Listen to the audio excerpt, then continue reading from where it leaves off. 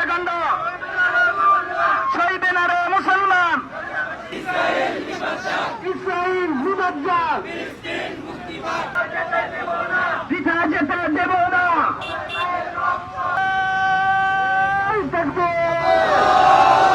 Direct action, Israeli পণ্য মুসলিম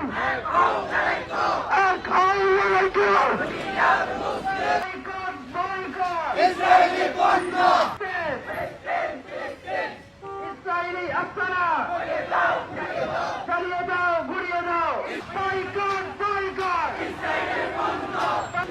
আল জিহাদ, আল জিহাদ, কবরের হাতিয়ার, গর্জে উঠো আরেকবার।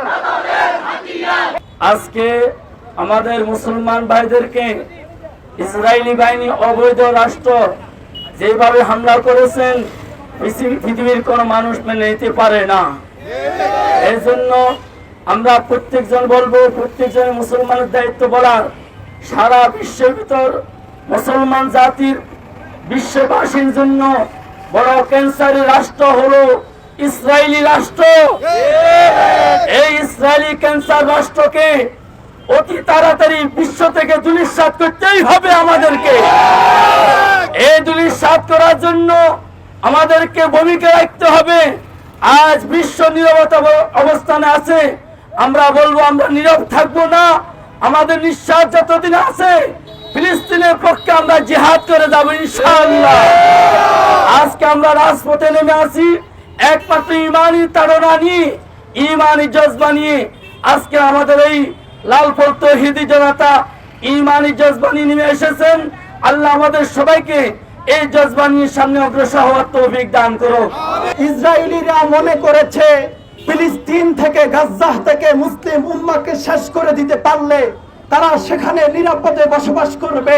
এটা হচ্ছে তাদের মাত্র ভুল ধারণা। তারা জানে না ইতিহাস সাক্ষী তুর্কিস্তানে কামাল আতাতুর্ক সে সমস্ত মুসলিম উম্মাহকে কারা নির্যাতন করে শেষ করে দিতে চেয়েছে।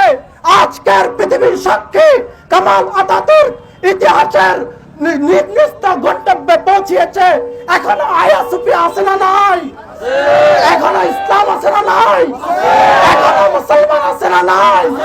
ঠিক তাদেরও বাংলাদেশেও কিছু বেঈমান চেয়েছে ইসলামের আগুন, ইসলামের বাতিকে নিভিয়ে দিতে, ইসলাম কওমি মাদ্রাসাকে শেষ করে দিতে।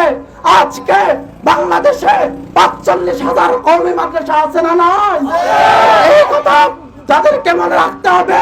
ফিলিস্তিনের মাদের রক্ত চুষতে সুস্থে, শিশুদের রক্ত সুস্থে সুস্থে এমন একটা সময় আসবে যেদিন আল্লাহ তাআলা এমন গজব দিবে পৃথিবীর কোন মানচিত্রে ইসরায়েল নামক রাষ্ট্র থাকবে না ইনশাআল্লাহ।